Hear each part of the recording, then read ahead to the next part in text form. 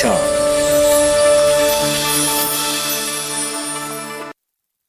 हर जोखिम से निकल कर फसल आए, सुरक्षित हो जाए। फसल बीमा से हर किसान अब आत्मनिर्भर हो जाए। अब सूखा पड़े या बाढ़ आ जाए, कोई डर नहीं। अब ओले पड़े या कीट पतंगे फसल खा जाए, कोई फिक्र नहीं। अब कैसी भी आपदा हमारी फसल पे आ जाए, क्षति होने पर हमारे दावों का उचित भुगतान मिलता है, क्योंकि हमने लिया है प्रधानमंत्री फसल बीमा। बुआई से फसल कटाई तक हर जोखिम का दावा, न्यूनतम प्रीमियम पर अधिकतम भुगतान का वादा। योजना से हर साल जुड़ रहे हैं 5 करोड़ से ज्यादा किसान। अब आपकी है बारी। नजदीकी कृषि कार्यालय, सहकारी समिति, बैंक शाखा, अधिकृत बीमा कंपनी या जन सेवा केंद्र में स्वेच्छा से करा सकते हैं पंजीकरण। फसल बीमा पोर्टल या फसल बीमा ऐप द्वारा भी किया जा सकता है पंजीकरण। प्रधानमंत्री फसल बीमा योजना, आपकी फसलों का संपूर्ण सुरक्षा कवच। कृषि एवं किसान कल्याण मंत्रालय, भारत सरकार।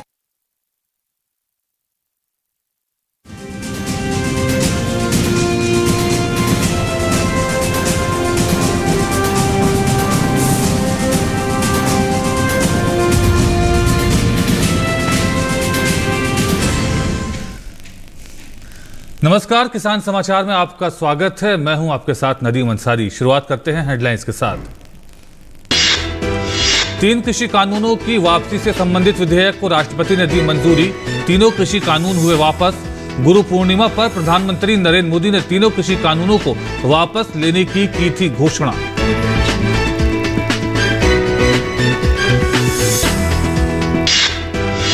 केंद्रीय कृषि मंत्री नरेंद्र सिंह तोमर की अध्यक्षता में हुई एकीकृत बागवानी विकास मिशन सामान्य परिषद की बैठक।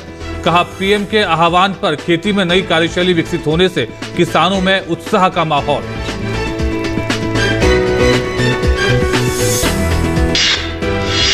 केंद्र सरकार ने कहा, 100 दिनों से भी कम समय में 10 करोड़ से अधिक असंगठित श्रमिकों को ई श्रम पोर्टल पर किया गया पंजीकृत। केंद्रीय श्रम एवं रोजगार मंत्री भूपेंद्र यादव ने इस वर्ष 26 अगस्त को ई श्रम पोर्टल की थी शुरुआत। इस पोर्टल के माध्यम से असंगठित क्षेत्र के श्रमिक केंद्र और राज्य सरकार की योजनाओं का उठा रहे हैं लाभ।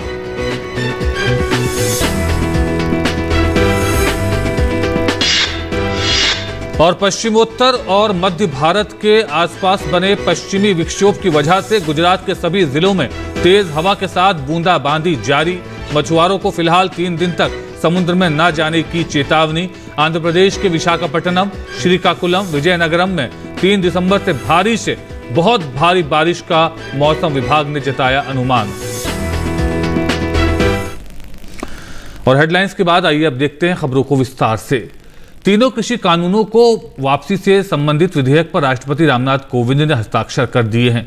संसद के शीतकालीन सत्र के पहले दिन सोमवार को लोकसभा और राज्यसभा ने कृषि कानून को वापस लेने वाले बिल को मंजूरी दी थी। सोमवार को कृषि एवं किसान कल्याण मंत्री नरेंद्र सिंह तोमर ने 3 कृषि कानूनों को निरस्त करने संबंधी कृषि विधि निरसन विधेयक 2021 लोकसभा में पेश किया था। प्रधानमंत्री नरेंद्र मोदी ने गुरु पूर्णिमा के दिन इन कानूनों की वापसी का वायदा किया था।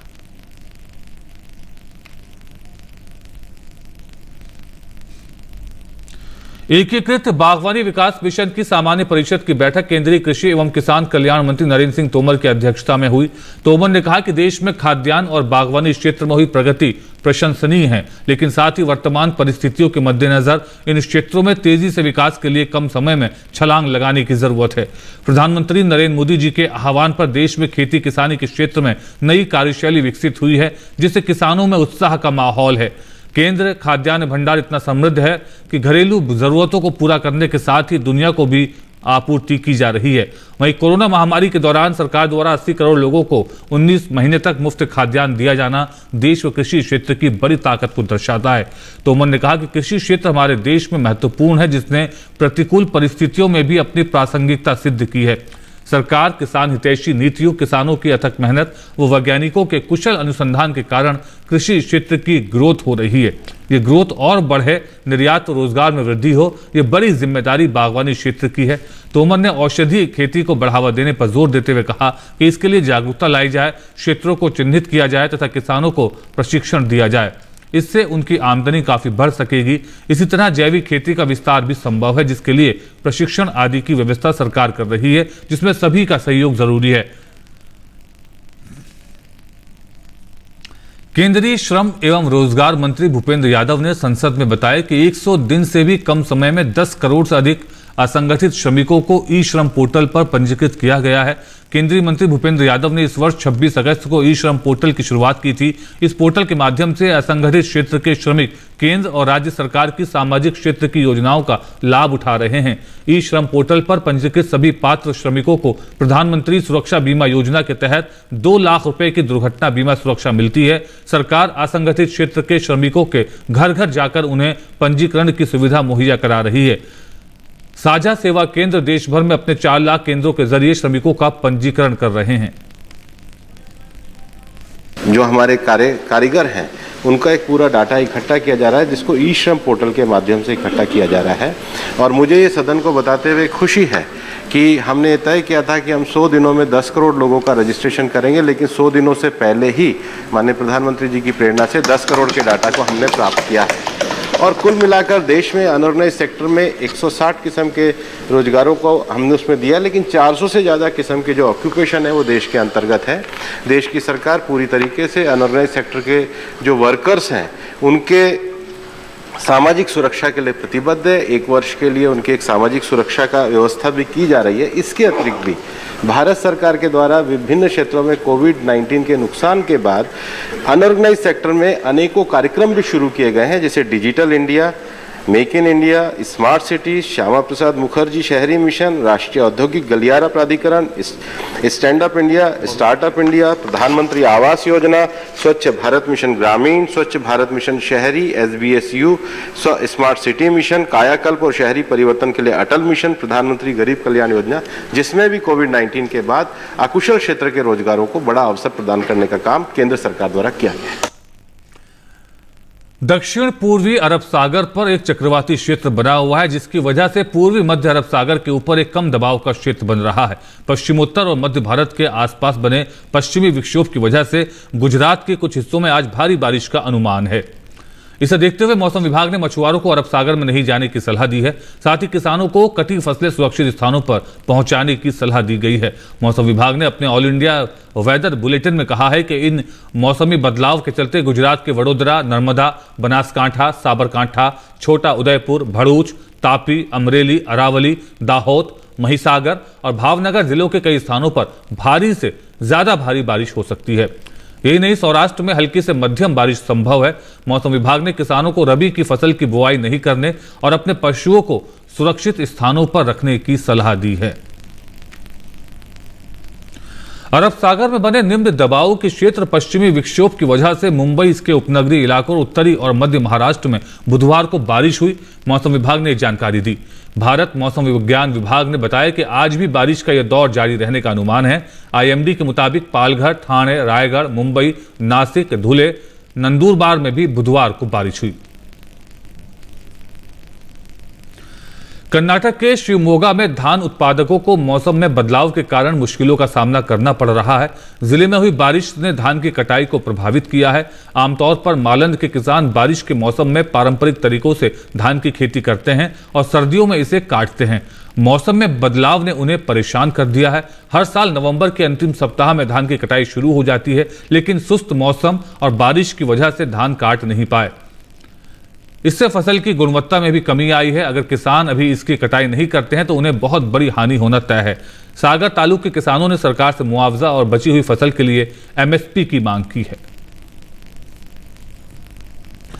सरकारी सहायता से मुंबई स्थित गैर सरकारी संगठन भामला फाउंडेशन ने पर्यावरण को प्रदूषित मुक्त बनाने और कश्मीर में आने वाली पीढ़ियों के लिए एक अच्छा वातावरण प्रदान करने के उद्देश्य से वृक्षारोपण अभियान शुरू किया है। यह वृक्षारोपण अभियान भामला फाउंडेशन के सदस्यों के एक समूह द्वारा शेर Kashmir university of agricultural sciences and technology of Kashmir के सहयोग से शुरू किया गया। इस विशेष अभियान का उद्देश्य वनों में वृक्षों की संख्या में वृद्धि करना है। वृक्ष पृथ्वी के लिए फेफड़े का काम करते हैं और पूरी दुनिया के लिए एक स्थायी वातावरण बनाने में प्रमुख भूमिका निभाते हैं। भारत सरकार के पर्यावरण मंत्रालय के साथ काम कर रहे भामला फाउंडेशन ने कश्मीर का दौरा किया। 2 महीने के विशेष अभियान के भीतर हजारों पेड़ लगाने का बीड़ा उठाया गया है। अगर मैं डल लेक में रहती हूँ तो अगर मैं वहाँ पे भी साफ़ करती हूँ, अगर कोई भी झील हो अगर मैं उसमें भी साफ़ करूँ, पर साफ़ मेरे को करना ही है और हमें डस्टबिन में सारा कूड़ा डालना चाहिए। यही एक इनिशिएटिव है जिससे मैंने चालू करी थी। उसके बाद मेरे बीच क्लीनअप्स आए थे, बट जब से मैं बहुत छोटी हूँ, it's more of a personal thing. जब भी टाइम मिलता है हम लोग ट्री प्लांट्स करते हैं। देखिए, ये बहुत ही खूबसूरत जगह है, शेर Kashmir university of agricultural sciences and technology of Kashmir. तो यहाँ आने के बाद हमने कहा इससे बेहतर और क्या जगह हो सकती है, तो हमने ये जगह को चुनी और ये एक धोरण हमने यहाँ क्रिएट किया कि कश्मीर में अगले 2 महीने में 5000 पेड़ जो है भामला फाउंडेशन की जानिब से हम करेंगे। तो ये जो फैकल्टी ऑफ फॉरेस्ट्री है ये साउदर्न स्लोप्स पे यहाँ पे एस्टेब्लिश हुई है, जहाँ पे कुछ भी नहीं था पहले, all Rocky and southern slopes. तो हमारा यहाँ पे सिर्फ ऑब्जेक्टिव और कंसेप्ट यही है कि हम एक मॉडल डेवलप करें for all the southern slopes, जिसमें हमारा क्योंकि यहाँ पे ज़्यादा हमारे कॉनिफर्स फॉरेस्ट्स ही हैं, तो हम कॉनिफर्स पे ही यहाँ फोकस ज़्यादा कर रहे हैं और ये अच्छा एक मॉडल बनेगा for the rest of these degraded areas. सबसे पहले हम जो यहाँ पे प्लांटेशन ड्राइव के लिए आए हैं, इससे हमें यही नतीजा लास्ट में निकलता है कि हम ये जो एरिया है, इस एरिया को हम और भी ब्यूटीफुल बनाएं और यहाँ का जो एनवायरनमेंट है वो और भी ब्यूटीफुल बन जाए। और हमने यहाँ पे बहुत एंजॉय भी किया है, not only for the plantation drive, और हमने बहुत ही स्पिरिचुअल यहाँ पे बहुत अच्छा महसूस किया है यहाँ पे आके। और एज ए सिविल सिटीज़न और एज ए स्टूडेंट हम पे ये मतलब हक बनता है कि हम अपने एनवायरनमेंट को साफ रखें। साउथ एशिया बैम्बू फाउंडेशन ने बैम्बू द फ्री गोल्ड पुस्तक का विमोचन किया। कामेश सलाम की इस पुस्तक में उन चुनौतीपूर्ण कार्यों का विवरण है जिसमें बांस के पारंपरिक उपयोगों के आधुनिकीकरण के लिए विश्लेषण, विच्छेदन और उस पर पुनः जोर देने की आवश्यकता है। ऐसे बीएफ ने दुनिया में पहली बार एक मोबाइल ऐप बामटेक भी विकसित किया है जो बांस श्रमिकों, निर्माताओं और बागान मालिकों को विभिन्न कार्य क्षेत्रों में बांस की आधुनिक उपयोगिता को समझने और नेटवर्किंग में संलग्न करने में सक्षम करेगा। हरियाणा यमुनानगर के कस्बा रादौर के गांव कांजनू में पिछले कई दिनों से किसानों ने पंचायत के बाद गांव के बाहर बन रहा स्लॉटर हाउस सरकार के लिए मुश्किल खड़ा कर दिया है। सरकार द्वारा स्लॉटर हाउस की एनओसी तो जारी कर दी है, लेकिन अब ये ग्रामीणों को रास नहीं आ रही। ग्रामीणों ने निर्माणाधीन स्लॉटर की जगह पर अनिश्चितकालीन धरना दे दिया है। साफ कर दिया है कि अगर सरकार ने स्लॉटर हाउस की एनओसी रद्द नहीं की तो मजबूरन गांव के लोगों को यहां से पलायन करना होगा। लगभग 3 एकड़ से ज्यादा की इस भूमि में स्लॉटर हाउस बनेगा। ऐसे में ग्रामीणों ने साफ कर दिया है कि किसी भी कीमत पर यह स्लॉटर हाउस नहीं बनने दिया जाएगा, क्योंकि यहाँ लोगों की आस्था भी है और वहीं उसी जगह पर स्लॉटर हाउस बनाने की कोशिश की जा रही है। यहाँ अगर स्लॉटर हाउस बनेगा तो उसमें से निकलने वाला पानी पश्चिमी यमुनानगर में छोड़ा जाएगा, जो कि आस्था से खिलवाड़ होगा। और वहीं अब किसान इस लड़ाई को भी लड़ने के लिए तैयार हो गए हैं। अगर सरकार ने एनओसी रद्द नहीं की तो मजबूरन किसानों को लड़ाई लड़नी पड़ेगी। जम्मू कश्मीर पुंछ ब्रिगेड ने पुंछ के बेरोजगार युवाओं को स्वरोजगार प्रदान करने के लिए कौशल विकास पाठ्यक्रम आयोजित किया। पुंछ ब्रिगेड ने संस्थान के तकनीकी समूह की जानकारी की मदद से मोबाइल की मरम्मत करने और हार्डवेयर और सॉफ्टवेयर का हुनर दिया, जिससे कि वो अपने पैरों पर खड़े हो सकें। युवाओं ने भारतीय सेना की पुंछ ब्रिगेड को स्वरोजगार सृजित करने के लिए कौशल विकास प्रशिक्षण प्रदान करने के लिए धन्यवाद दिया। जो ये हमारा sir mobile repairing hardware technician का कोर्स था, ये 3 मंथ का कोर्स था, जिसमें सर आर्मी की तरफ से हमें फ्री ऑफ कास्ट, बिल्कुल हमें कोई चार्जेस पे नहीं करने थे, फ्री ऑफ कास्ट हमें यहाँ पे सिखाया जा रहा था मोबाइल रिपेयरिंग के बारे में। मैं तहे दिल से इंडियन आर्मी और अपने प्रधानमंत्री जी का शुक्रिया अदा करता हूँ, जिनकी वजह से आज हम यहाँ तक पहुँचे और हमें ये कोर्स सीखने को मिला। सर आज हमें डिप्लोमा मिला है सर आर्मी की तरफ से, हमने sir mobile repairing sir course किया था, सर हम आर्मी का शुक्रिया अदा करना चाहते हैं सर। इसमें बताया गया मोबाइल रिपेयरिंग के hardware and software assembling disassembling tools के बारे में, जिससे हमें ये है कि आने वाले वक्त में बेरोज़गारी बहुत हो गई है।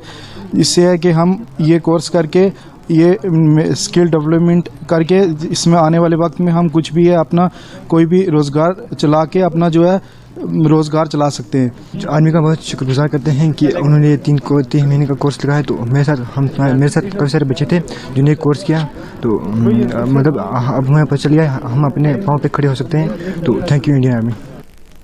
हमारे यहाँ पे एक एग्ज़ाम कंडक्ट हुआ था अगस्त स्टार्टिंग में, mobile phone hardware repair technician, जो कि स्पॉन्सर्ड किया था आर्मी ने 5th राजपूत ने।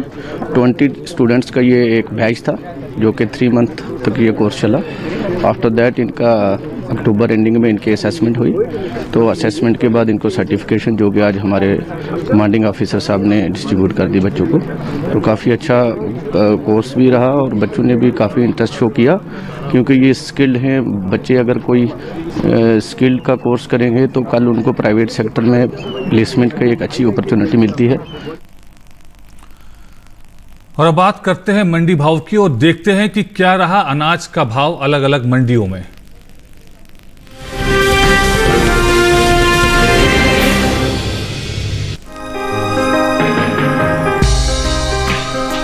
इस साल भारत से काफी मात्रा में गेहूं का एक्सपोर्ट हो रहा है। एपिडा की ओर से जारी आंकड़ों के मुताबिक साल 2018-19 से लेकर अब तक भारत से होने वाले गेहूं के निर्यात में लगातार इजाफा देखने को मिल रहा है। वैश्विक बाजार में भारतीय गेहूं की कीमत उचित लग रही है और भारत अच्छी गुणवत्ता और मानक के गेहूं को वाजिब दाम में वैश्विक बाजार में उपलब्ध करा रहा है। यही वजह है कि भारत के गेहूं की मांग वैश्विक बाजार में लगातार बढ़ रही है। कृषि और प्रसंस्कृत खाद्य उत्पाद निर्यात विकास प्राधिकरण एपिडा की ओर से जारी ताज़ा आंकड़ों के अनुसार साल 2021 के लिए अप्रैल से सितंबर महीने के दौरान देश से होने वाला गेहूं का निर्यात 19 लाख टन बढ़कर 23 लाख टन के पार पहुंच गया है, जो बीते साल इस दौरान महज 4,04,224 टन ही रहा था। बता दें कि भारत वर्तमान समय में Bangladesh, Sri Lanka, Indonesia, Philippines, Malaysia और पश्चिम एशिया के दूसरे देशों को भारी मात्रा में गेहूं का निर्यात कर रहा है। हालांकि हमारे पड़ोसी देश नेपाल को भारत सड़क मार्ग के द्वारा गेहूं का निर्यात कर रही है। गेहूं की बुआई पर नजर डालें तो बीते कुछ समय से पीछे चल रही गेहूं की बुआई में अब कुछ बढ़त देखने को मिली है। देश भर में इन दिनों रबी गेहूं की बुआई बीते साल के मुकाबले 4 लाख हेक्टेयर आगे चल रही है। कृषि मंत्रालय की ओर से साल 2021-22 के लिए 26 नवंबर को जारी ताज़ा आंकड़ों के अनुसार रबी गेहूं की बुआई 1,38,35,000 हेक्टेयर में हो चुकी है, जबकि साल 2020-21 के दौरान गेहूं की बुआई का रकबा 1,33,84,000 हेक्टेयर रहा था। वहीं इन दिनों कृषि उपज मंडियों में गेहूं की आवक सामान्य बनी हुई है। एग्बाक नेट के अनुसार उत्तर प्रदेश की आगरा मंडी में 30 नवंबर को धारा गेहूं का भाव रहा 1,950 रुपए। 1 दिसंबर को धारा गेहूं के भाव में 5 रुपए की तेजी आई और भाव 1,955 रुपए पर जा पहुंचा। हालांकि राज्य की ही बरेली मंडी में बीते 2 दिनों के दौरान धारा गेहूं के भाव स्थिर रहे। यहां 30 नवंबर और 1 दिसंबर को धारा गेहूं 1,950 रुपए पर बिका। इसी तरह ललितपुर मंडी में 30 नवंबर को धारा गेहूं का भाव था 1,950 रुपए। 1 दिसंबर को इसके सौदे बिना किसी फेरबदल के 1,950 रुपए पर हुए। गाजीपुर मंडी में भी इस दौरान धारा गेहूं के भाव में कोई बदलाव नहीं आया। यहाँ मंगलवार को धारा गेहूं का भाव रहा 1,870 रुपए। बुधवार को इसके सौदे बिना किसी उठापटक के 1,870 रुपए पर हुए। उत्तर प्रदेश की दूसरी मंडियों में गेहूं के भाव पर नजर डालें तो एटा मंडी में धारा गेहूं का भाव रहा 1,940 रुपए। पीलीभीत मंडी में भाव रहा 1,970 रुपए। मिर्जापुर मंडी में धारा गेहूं 1,855 रुपए पर बिका, जबकि राज्य की ही रूरा मंडी में इस दौरान धारा गेहूं के सौदे 1,750 रुपए पर हुए।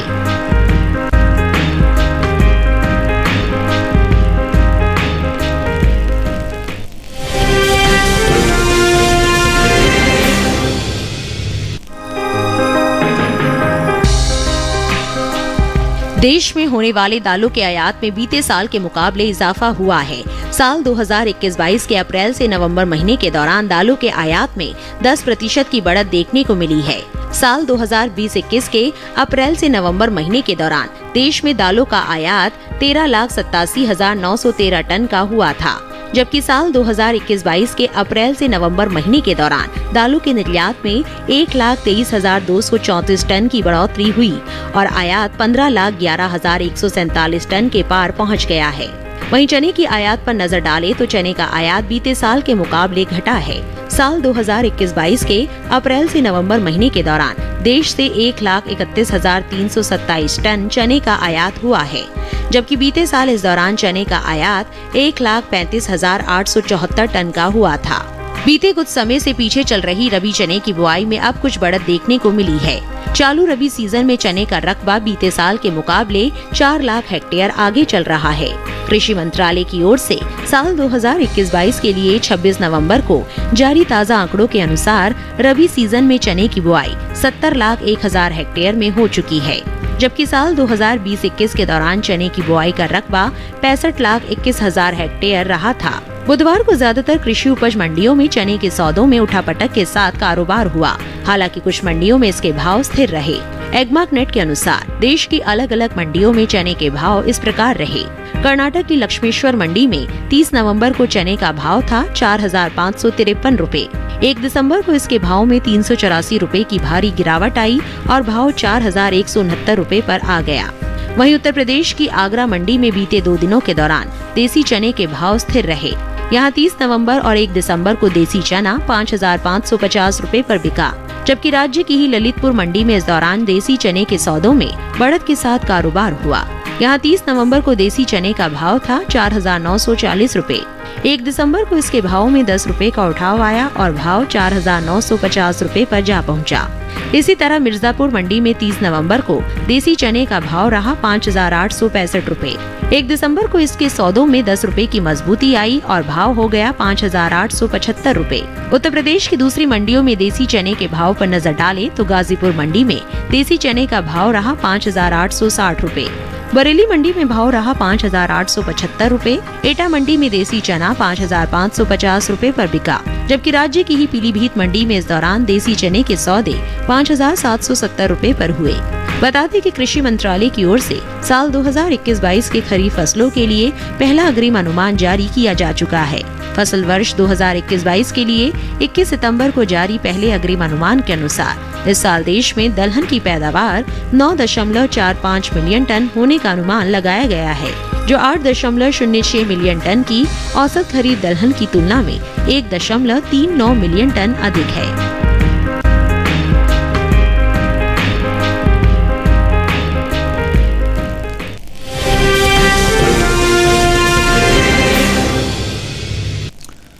और मंडी खबर के बाद आइए बात करते हैं मौसमी खेती की।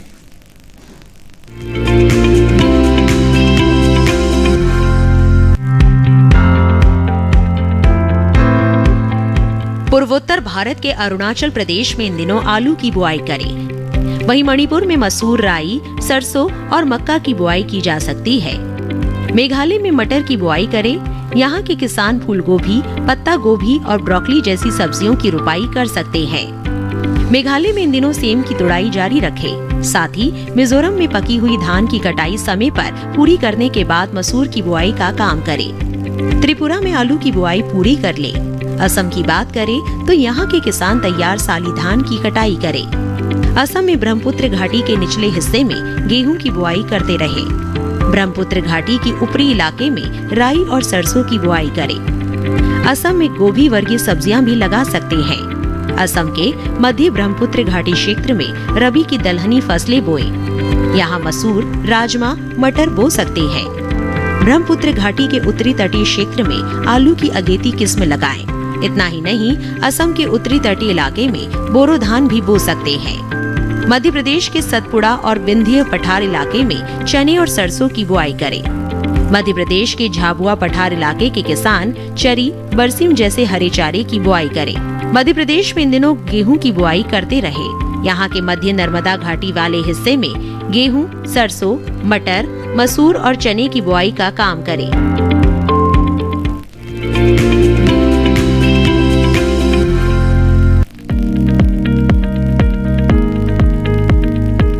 धनिये की खेती के लिए दोमट मिट्टी सबसे अच्छी मानी जाती है। इसे अच्छे जीवांश युक्त भारी भूमि में भी उगाया जा सकता है। खेत में जल निकासी का उचित इंतजाम जरूरी है। बोने से पहले खेत को अच्छी तरह जोत ले और मिट्टी को भुरभुरा बना ले। साथ ही मिट्टी को समतल कर ले। आखिरी जुताई में 100 से 120 क्विंटल प्रति हेक्टेयर की दर से गोबर की खाद मिला दे। बीज की मात्रा बुआई और सिंचाई की दशा पर निर्भर करती है। सिंचित दशा में 12 से 15 किलो बीज प्रति हेक्टेयर डालें, जबकि असिंचित दशा में इतनी ही जमीन के लिए 25 से 30 किलो बीज की जरूरत होगी। बोने से पहले बीज को उपचारित जरूर कर लें। साथ ही बुआई से पहले बीज को 12 घंटे पानी में भिगो कर रखें। कतार से कतार की दूरी 20 से 30 सेंटीमीटर, जबकि गहराई 2 से 2.5 सेंटीमीटर रखें। पूरी फसल में 4-5 सिंचाई की जरूरत होती है। पहली सिंचाई बुआई के 30 से 35 दिन बाद, दूसरी 60 से 70 दिन बाद, तीसरी 80 से 90 दिनों के बाद और चौथी 100 से 105 दिन बाद करें। पहली सिंचाई के बाद निराई गुड़ाई करके खरपतवार निकाल दें। 1 माह बाद फिर से निराई गुड़ाई करें। खरपतवार की रोकथाम के लिए विशेषज्ञों की सलाह पर उचित दवाओं का छिड़काव करें। धनिये में उकठा रोग चूर्णिल आसिता रोग हो सकता है। इसे ग्रामीण भाषा में दहिया भी कहा जाता है। रोकथाम के लिए रोग अवरोधी प्रजातियां बोकर भी बीमारियों से बचा जा सकता है। फसल चक्र अपनाना भी बेहतर रहता है, लेकिन किसान इस बात का ध्यान रखे कि फसल में किसी भी तरह की दवा का छिड़काव करने से पहले कृषि विशेषज्ञों की सलाह जरूर ले। पूरी फसल होने पर पत्तियों की तुड़ाई सावधानी से करें। ध्यान रहे तोड़ते समय पत्तियां बर्बाद ना होने पाए। 1 हेक्टेयर जमीन से 125 से 140 क्विंटल तक हरी पत्तियां ली जा सकती है।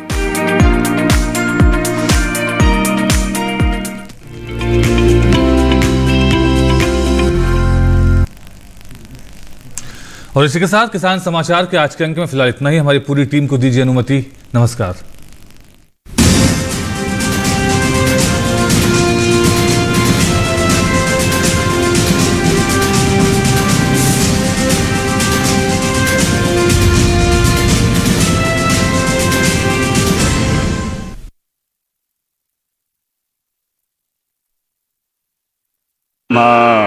सद्गमय तमसो मा ज्योतिर्गमय मृत्योरमा अमृतं गमय। ओ